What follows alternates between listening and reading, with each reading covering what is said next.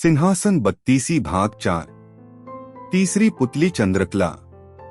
पिछले भाग में हमने देखा कि किस प्रकार दूसरी पुतली चित्रलेखा ने वीरता की कहानी सुनाकर राजा को सिंहासन पर बैठने नहीं दिया।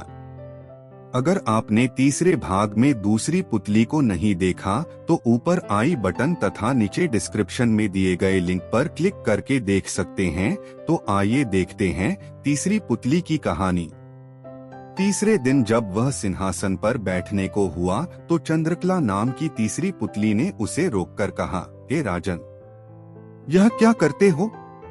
पहले विक्रमादित्य जैसे काम करो, तब सिंहासन पर बैठना।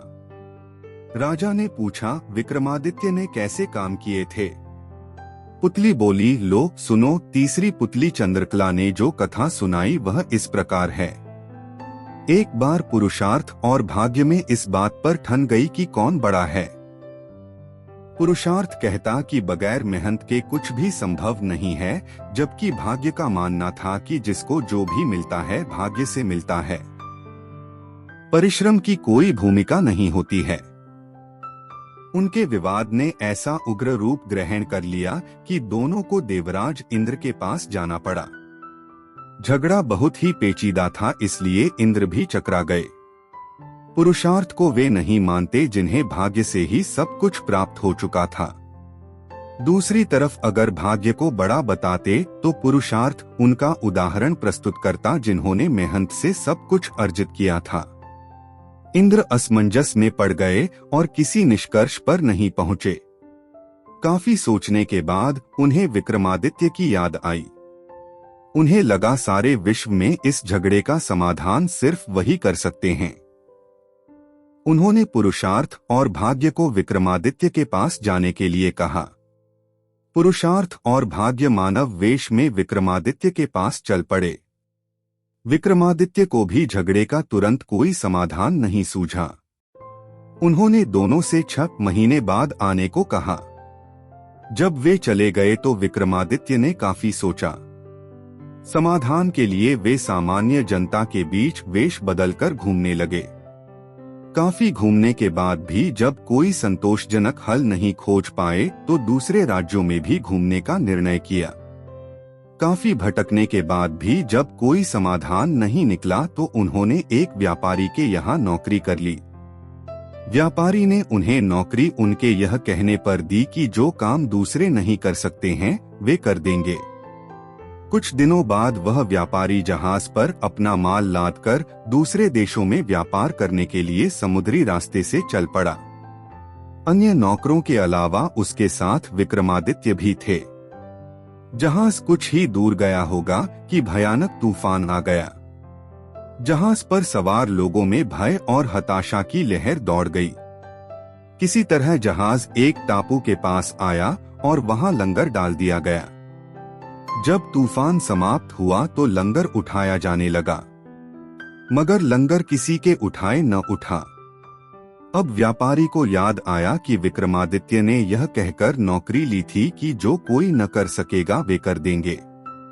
उसने विक्रम से लंगर उठाने को कहा। लंगर उनसे आसानी से उठ गया। लंगर उठते ही जहाज तेज गति से बढ़ गया, लेकिन टापू पर विक्रमादित्य छूट गए। उनकी समझ में नहीं आया क्या किया जाए। द्वीप पर घूमने फिरने चल पड़े। नगर के द्वार पर एक पट्टिका टंगी थी जिस पर लिखा था कि वहां की राजकुमारी का विवाह पराक्रमी विक्रमादित्य से ही होगा। वे चलते चलते महल तक पहुंचे। राजकुमारी उनका परिचय पाकर खुश हुई और दोनों का विवाह हो गया। कुछ समय बाद वे कुछ सेवकों को साथ ले अपने राज्य की ओर चल पड़े। रास्ते में विश्राम के लिए जहां डेरा डाला वहीं एक सन्यासी से उनकी भेंट हुई। सन्यासी ने उन्हें एक माला और एक छड़ी दी। उस माला की 2 विशेषताएं थीं। उसे पहनने वाला अदृश्य होकर सब कुछ देख सकता था तथा गले में माला रहने पर उसका हर कार्य सिद्ध हो जाता। छड़ी से उसका मालिक सोने के पूर्व कोई भी आभूषण मांग सकता था। सन्यासी को धन्यवाद देकर विक्रमादित्य अपने राज्य लौटे। एक उद्यान में ठहरकर संग आए सेवकों को वापस भेज दिया तथा अपनी पत्नी को संदेश भिजवाया कि शीघ्र ही वे उसे अपने राज्य बुलवा लेंगे। उद्यान में ही उनकी भेंट एक ब्राह्मण और एक भाट से हुई। वे दोनों काफी समय से उस उद्यान की देखभाल कर रहे थे। उन्हें आशा थी कि उनके राजा कभी उनकी सुध लेंगे तथा उनकी विपन्नता को दूर करेंगे। विक्रमादित्य पसीज गए। उन्होंने सन्यासी वाली माला भाट को तथा छड़ी ब्राह्मण को दे दी। ऐसी अमूल्य चीजें पाकर दोनों धन्य हुए और विक्रम का गुणगान करते हुए चले गए। विक्रम राज दरबार में पहुंचकर अपने कार्य में संलग्न हो गए। 6 मास की अवधि पूरी हुई तो पुरुषार्थ तथा भाग्य अपने फैसले के लिए उनके पास आए। विक्रमादित्य ने फैसला दिया कि भाग्य और पुरुषार्थ एक दूसरे के पूरक हैं। उन्हें छड़ी और माला का उदाहरण याद आया। जो छड़ी और माला उन्हें भाग्य से सन्यासी से प्राप्त हुई थीं, उन्हें ब्राह्मण और भाट ने पुरुषार्थ से प्राप्त किया। पुरुषार्थ और भाग्य पूरी तरह संतुष्ट होकर वहां से चले गए। कहानी सुनाकर पुतली बोली, बोलो राजा, क्या आप में है ऐसा न्यायप्रिय फैसला देने की दक्षता और अमूल्य वस्तुएं दान में देने का हृदय और सामर्थ्य। राजा फिर सोच में पड़ गए और तीसरे दिन भी सिंहासन पर नहीं बैठ सके। चौथे दिन चौथी पुतली कामकंदला ने सुनाई विक्रमादित्य की दानवीरता की कथा, जिसे हम इसी चैनल की अगली वीडियो सिंहासन 32 भाग 5 में देखेंगे।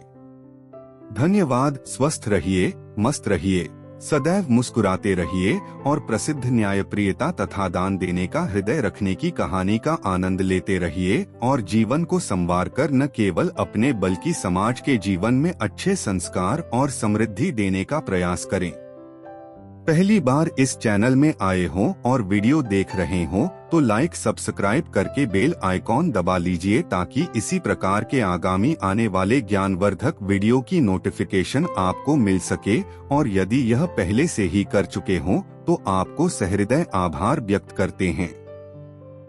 अंत में इस वीडियो को अपने प्रियजनों को शेयर करना न भूलें। पुनः आप सभी शुभ चिंतक पुण्य धर्मात्माओं को बहुत बहुत धन्यवाद। अपना आशीर्वाद बनाए रखें।